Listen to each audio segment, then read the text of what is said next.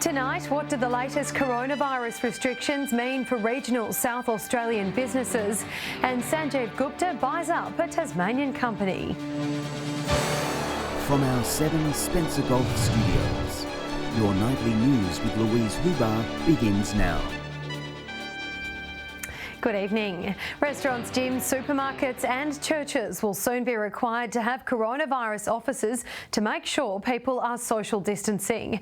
The tough new restrictions are set to come into place next Friday, although many businesses say they're still confused about what's required. A new round of restrictions to keep South Australians safe. Businesses will now have to employ COVID marshals to make sure everyone's following the rules. Please be aware that this is an arrangement which doesn't just apply to licensed premises, pubs, clubs, restaurants and cafes, but everywhere where there is a crowd. That includes sport clubs, churches and gyms, but some businesses say they're confused about who can be a COVID officer. Whether we need to be hiring more staff to get this done and what exactly that entails with timing of whether it's across the board 24 hours, obviously we're open, so whether it's just in peak times. SA Police say venues with less than 200 patrons can have a COVID-safe marshal who also undertakes normal work duties, while venues that exceed the 200 cap will be required to have a dedicated marshal. It can be an existing staff member, they could use a volunteer, they could use security officers, they could use other people contracted in for this purpose. It will be up to the industry. Some Port Lincoln businesses say they shouldn't be at a disadvantage. We've been doing that role anyway within our job here, so we're up on the floor quite a bit doing personal training. The COVID-safe marshal will need to be readily identifiable to police and patrons. They'll also need to be responsible for dobbing in anyone who's not maintaining social distance. Despite no new cases in South Australia today, the state government says it's a preemptive measure to keep the safe state just that. We are only doing this to keep this disease at bay here in South Australia. By working together. The new rules are expected to come into effect next Friday. Nathan Regter, 7 Spencer Golf News. Meanwhile, cross-border restrictions between South Australia and Victoria have been further tightened. Essential traveller applications will be strictly approved under an urgency criteria. Some farmers with properties which span the border will be exempt. We are monitoring very closely what is happening in Victoria, particularly Western Victoria, the various sectors that are affected by this, to work out the best way for them to achieve the intention of this particular direction. More information on the changes can be found on SAPOL's website. Whaler Steelworks owner Sanjeev Gupta will soon be expanding his reach to Tasmania after purchasing the Temco smelter at Bell Bay. Temco will be joining the Liberty Steel Group, part of the GFG Alliance family. Sanjeev Gupta says the interstate addition will strengthen the company's steel-making capabilities in Whyalla. The purchase is set to save up to 250 Tasmanian jobs. More than $1 billion worth of Australian produce has been exported to markets overseas since the pandemic began, a lifeline some Port Lincoln businesses say has kept them afloat. The Federal Trade Minister visiting producers across the Eyre Peninsula during a 2-day visit.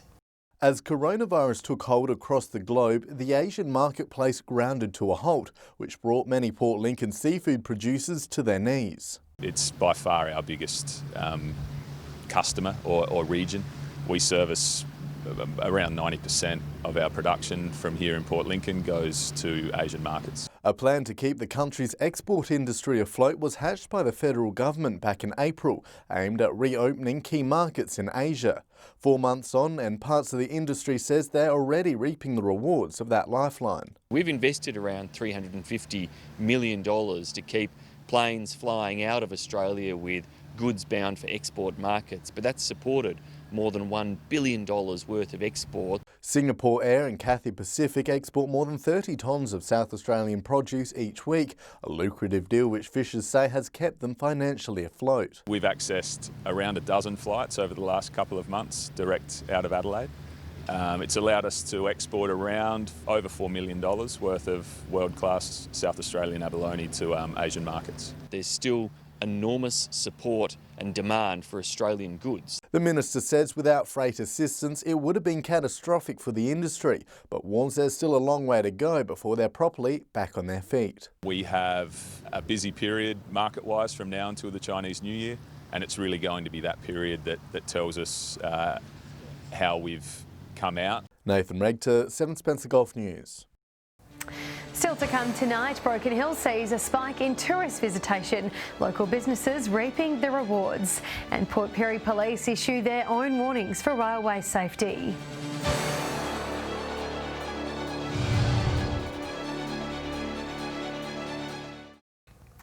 Hello again. Broken Hill's tourism operators say they've been blown away with the recent number of visitors to the region. Travellers heading inland rather than internationally, offering a crucial boost to local businesses. By the hundreds, they've rolled in. Kind of took us by surprise just how quick people were willing to get out after being stuck in quarantine and isolation for a while. Everyone kind of ventured out far west in New South Wales, which was great. The Silver City has been inundated with travellers in recent months, the biggest spike happening during the recent school holidays. For the Broken Hill Tourist Park, the 400 capacity was being reached. It's amazing when especially in school holidays, when normally we get the grey nomads other times of the year, and then all of a sudden you get the families of 4 coming out, and there's a real buzz. At the Visitor Information Centre, tourists have poured in. Staff saying with international travel off the cards for holidaymakers, visitors are starting to explore their own backyard. During the school holiday period, we were seeing about 160 visitors through our doors a day, which was quite great considering our hours have been reduced. Traveller numbers are holding steady, with the VIC still seeing around 50 to 60 people per day. Businesses have been feeling the benefits of all the new foot traffic, a warm welcome after struggling with the pandemic. It's great for our economy. A lot of the visitors come in, they stay a night, they love the place, they stay a few more nights, they're spending money at cafes, another night at a motel. Patrick Ryanke, 7 Spencer Golf News. Port Pirie Police are calling for motorists to take extra care when driving through the busy Main Street's railway crossing. The reminder comes during Railway Safety Week, with school students frequenting the area. Large-scale freight trains travel through to the smelter every day, crossing Ellen Street busy intersection. We have a lot of trains that travel through town, particularly freight trains that come through town, so it's quite important that people follow the guidelines in terms of being rail safe. Police say on average 120 near misses occur at railway crossings statewide per year. The Spencer Gulf has multiple freight train intersections, including Port Pirie's notorious Main Street crossing. A couple of accidents over the years on railway crossings. We also urge all of our people in our area to be very vigilant when they're going across some of the crossings. Think about what they're doing at the railway crossing, and then to obviously cross when it's safe, because a lot of the crossings don't have boom gates. The crossing is also used by many pedestrians with John Pirie Secondary School and many shops located nearby. Do presentations at schools where we talk about basic road safety rules, and that includes rail crossing. The reminder comes during Railway Safety Week with a social media campaign to raise awareness. So the new campaign asks people to stay off the lines, avoid distractions, to follow instructions. They say look for the second train all the time. It's one of the things that you probably think is a joke around this area, but it's not. Keep looking out when you're crossing lines. Shari Hams, 7 Spencer Golf News. The Port Augusta Lions Club has welcomed its new president, secretary and treasurer. The club getting back on its feet and helping the community after a tough few months. Celebrating its 54th handover of new board members. The new board come in with the president Andy Sayer, the new secretaries Anne-Marie Fawcett and the treasurer is Graham Nobbs. Steve Fawcett says the new members have a wealth of experience. The new people coming, I just enjoy it. It's fun and people want to put their hand up to take on those roles. I think it's a great experience. 2020 hasn't been easy for the club, with many events cancelled throughout the city. But with restrictions slowly easing, the club's members are getting back on the grill for their weekly Marta 10 cook-up. They've been really well received and we intend to do that every Saturday so people get used to us being here. Raising money for those in need within Port Augusta. Every dollar that we do collect does actually go and stay within the community. And the club is eager to see more friendly faces behind the barbecues with them. Membership across the board slowly waning and it's really important we engage some younger people to come and have fun. Laura Milovanovic, 7 Spencer Golf News. Stay with us. Coming up after the break, mobile black spots across the Spencer Gulf come under the spotlight, and cricket officials hard at work to ensure the upcoming season is a success.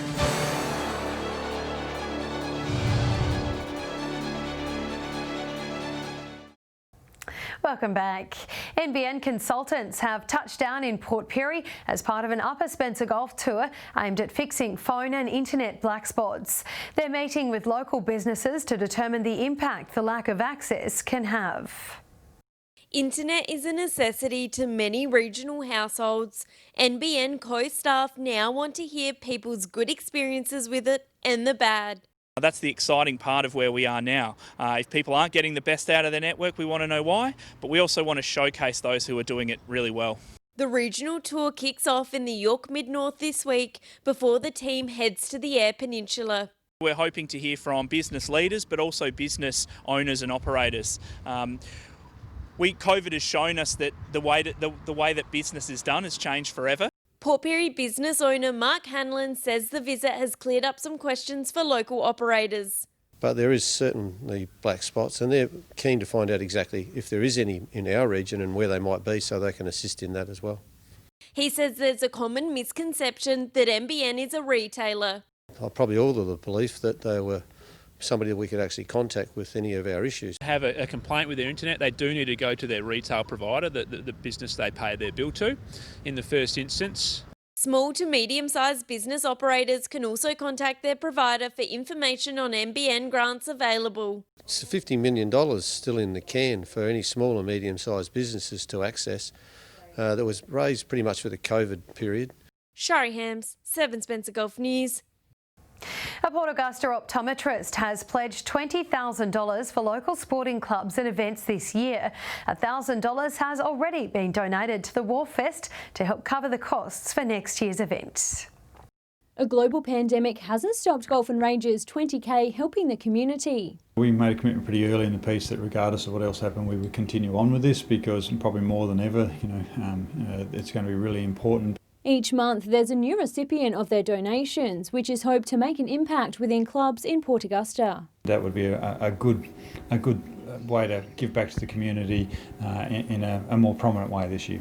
Warfest was chosen for August. The event is usually held earlier in the month, but due to COVID was postponed. But organisers are looking optimistic for 2021. For next year, we'll certainly put it towards probably some children's entertainment and to make the event a little bit bigger and better and special for the little young kids. Grateful to have some community backing for the self-funded event. The Warfest exists for the community, and to have something put back by a business and support what we do and support the event is great. Laura Milovanovic, 7 Spencer Gulf News. Broken Hills cricket officials are already thinking about the upcoming season as they prepare to face a number of challenges. The coronavirus pandemic and the region's severe hot weather already tipped as two major troubles for the league. It's still 2 months before a cricket ball is bowled in Broken Hill, but season planning has already started. A fixture isn't even out yet, but league officials already hold concerns over the 2020-2021 competition. Won't take long to come around. I mean, a couple of months, no time at all these days, so we've got a fair bit of planning to do. With coronavirus restrictions gripping all sport, cricket will also have to meet precautions if cases continue. The game does have social distancing covered. It's off the ground where they'll have to be careful. At this stage, it looks like we won't have change rooms open and these sort of things, and there is certainly going to be restrictions on using other people's gear and these sorts of things. Where games will be played is also being looked at. The Jubilee Oval is yet to be signed off on, meaning both A-grade games may have to be played on the Alma. Good news for the league was announced today though, with a permanent synthetic pitch set to be installed here at the Zinc. It's a win-win for everyone though to get a concrete wicket in a place like that, an all-weather venue. I think that there's days when you miss out on cricket and it never gets replaced. Even with a high hot weather policy which sees games cancelled when temperatures hit 43 degrees, local cricket still loses matches to the stifling Broken Hill summers. With light towers on the way for Alma Oval and new ones at the Dube, the league liking the idea of night matches, creating the opportunity for bigger crowds to attend games. If you're creating an atmosphere and it's something to do at night time, then all of a sudden you might get beyond just the scorers and a handful of parents coming to watch games on Saturday afternoons. The local season kicks off in October. Patrick Reinke, 7 Spencer Gulf News. Stay with us. Coming up after the break, we'll have your fishing tips and Alex Sykes will have the forecast.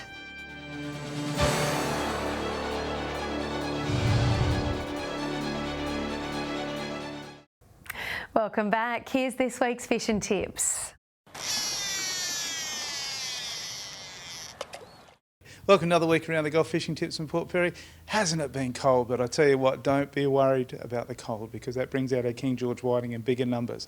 This time of the year we start to look at Barrows Beach and all around Chinamans and all that sort of stuff for our King George. You'll find big sizes over there. Look for the berryweed patches.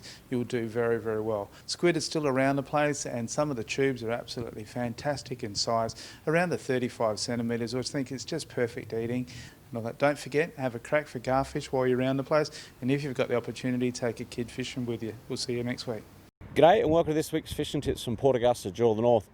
Well, with a bit of rain, you can expect a bit of action up in Port Patterson, basically around the creek runoff areas, Port Patterson around in the run, and also down at Chinamans Creek. Should be some nice salmon. Try up in the mangroves around there, should get a good nice feed of Tommy Ruffs as well. The water temperature's actually dropped a couple of degrees from the last couple of weeks, so I'm not quite sure what that'll have impact on. But there should be some nice King George whiting around, squid as usual as you'd expect at the moment, and don't be surprised if there's some kingfish rocking up as well. That's all we have from the Jewel of the North. G'day and welcome to Fishing Tips in Port Lincoln. Well, the whiting reports have been a bit up and down this week, especially given the blow that we've had. Whiting have been caught down at Carcass and Taylor's, but they have been a little bit hit and miss. Back in the bay, the squid have improved now that the water is clearing. There have been some nice squid caught along the North Shore, out around Boston Island and also up at Louth Bay. There have been some snook caught in Proper Bay and also around Boston Island. Salmon continue to fish really well down on the south coast between Sleaford and Wanner, and there's been some smaller salmon along with some big tommies caught from Wiseman's Beach. Well, that's all for this week. We'll see you again with more tips next week. Now for a look at what's happening in the weather if you are heading out fishing, here's Alex Sykes. Thanks, Louise, and good evening. There were showers across most parts today. Port Augusta and Whyalla had the region's top temperature, recording a high of 21 degrees. Whyalla partly cloudy, reaching a high of 20 degrees. It reached 19 in Port Pirie and Woodner, a shower or two in Kadina, reaching a high of 15 degrees. 17 degrees in Port Lincoln, showers in Adelaide, also a top of 17 degrees. A slow-moving low-pressure system south of Kangaroo Island will continue to move south over the next couple of days. This low will weaken during Saturday as a high-pressure ridge moves over the west. Moving on to tomorrow night, and we'll start with the Gulf waters. Northwesterly winds set to reach 10 to 15 knots, seas 1 to 1.5 metres, decreasing to 1 metre during the afternoon, south to southwesterly swells below 1 metre. Showers across most centres, Port Lincoln and Woodner 17 tomorrow. Cleve should reach a top of 16 degrees, Whyalla 18 degrees, Port Augusta 19, Kadina 17 degrees. It should reach a high of 18 in Port Pirie, shower or two also in Clare 15 degrees, and Broken Hill also a shower or two to reach 17 degrees. Taking a look further through the week now, showers across parts of the region on Saturday, temperatures averaging in the mid to late teens, 17 degrees in Broken Hill, 16 in Port Pirie, Kadina, Whyalla and Port Lincoln, a high of 18 degrees in Woodner and Port Augusta. Looking to be mainly fine conditions for most parts on Sunday, a top of 20 in Woodner, 17 in Port Pirie and Whyalla, Kadina and Port Lincoln 16, Port Augusta 19. Mainly fine conditions forecast for Monday as well, Port Augusta 22, 20 in Woodner and Whyalla, Port Pirie and Broken Hill 19, 18 in Port Lincoln and Kadina. So Louise, we'll definitely need the umbrella over the next couple of days with rain on the way. That's all the weather from me tonight. Back to you. Lovely, thank you for that, Alex. And that wraps up your local news for this evening. We thank you for joining us. We'll see you later with updates. Good night.